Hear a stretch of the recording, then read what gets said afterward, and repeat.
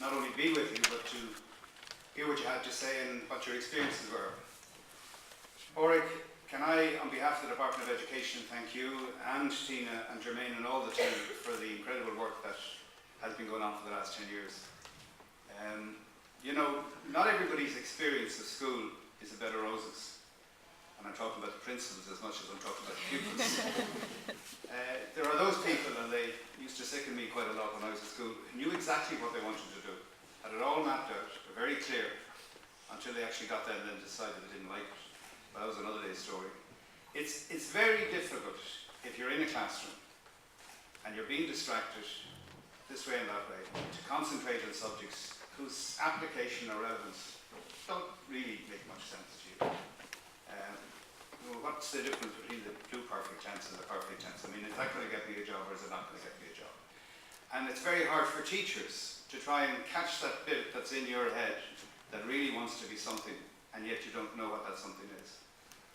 And really, the curriculum that the teachers have to teach, and it's fairly hidebound at the moment, I'm hoping that that will be freed up a bit, forces them to travel a narrow path.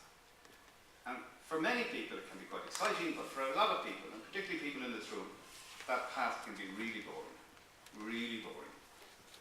And so what you do, Ulrich, and what all of the people in the 160 odd schools that have participated in this program and all the companies, is you offer an alternative path. A much more exciting path, very dangerous path if you're going to be an apprentice welder. You can get your fingers apart or whatever. I don't know what kind of insurance rate you had to take out to cover that. But suddenly life becomes real.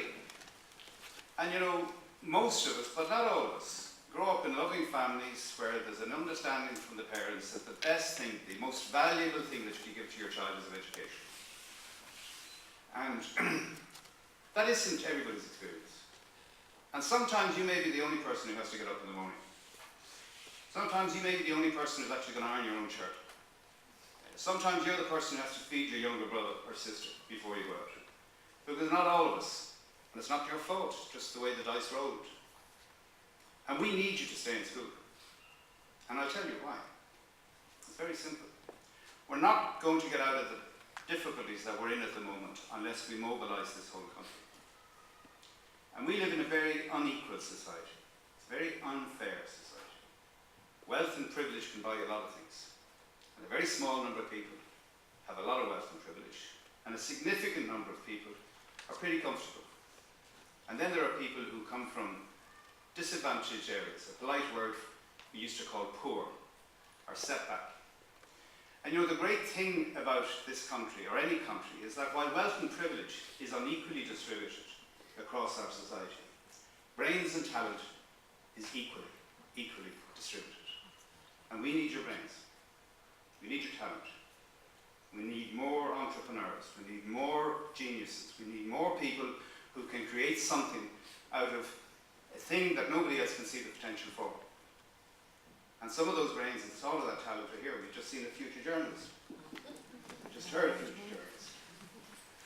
You probably never thought, until you actually got into English, that that was a subject you liked. But you're clearly very good at it, the language that you came and the way in which you delivered it. And one of the passions that I have is about literacy, about learning to read. Because you know, the teachers will tell you that the reality is, in our education system, that you go to school to learn to read so that you can read to learn. It's a very simple bridge. And for those of you who had difficulty with it, my difficulty is with sums. I had to take off my shoes and socks to count over 10. And it didn't come naturally to me. Reading was something different. But if, and I have a son who was dyslexic, he's got over it, but he's still to this day, he's 40 years of age, he carries a little pocket dictionary with him. Little safety net, comfort bracket. If you begin to struggle around 11 or 12, and you can't keep up with, you're still learning to read, but you're not fully understanding. You're kind of hearing or listening to the words that you're reading, but they're in black and white instead of full technical colour. So you're not picking up the nuance, you're not picking up the hidden meaning behind the meaning behind the meaning. And therefore you're not really learning as much as you could learn. And you get into that difficult period, around 13, when you're taken out of the comfort zone of a national school where you knew the teacher knew you, and you knew everybody else, and you were the big guys anyway. You were a big 12-year-old. And suddenly you're cast into a much bigger school. There's adults in sixth year, men and women who can vote, and you're trying to navigate your way around the corridors, and everybody else seems to know where the toilets are and who's the next teacher and what's the copybook for and what's their homework. That's a terrifying journey to embark upon. And the easy thing to do is I'll drop out. Sure, I'll get a job. Famous pastor of St. Patrick's Cathedral, Dean Swift, confronted in the 17th century with very poor and very starving people in the city of Dublin, around the Liberties, not a million miles from Warren Street. And when confronted with how do you deal with the recurring problem of failed harvests and not enough food and people dying, he said, yes, you can feed people, you can give them food, but if you teach them to fish, they'll never starve. Today, modern fishing in this country is called education. It's called education. And it doesn't necessarily come in copybooks between straight lines. It comes in experience, it comes in intuition, it comes in responding to Ray and seeing the possibility of being a really good metal worker. Because we all in this global world have to become seriously good at what we do if we want to continue to pay ourselves the wages that we have. Because there is 1.3 billion, 1,300 million Chinese who are very hungry in terms of wanting to get a slice of the wealth of this world, that they work very hard, they study very hard.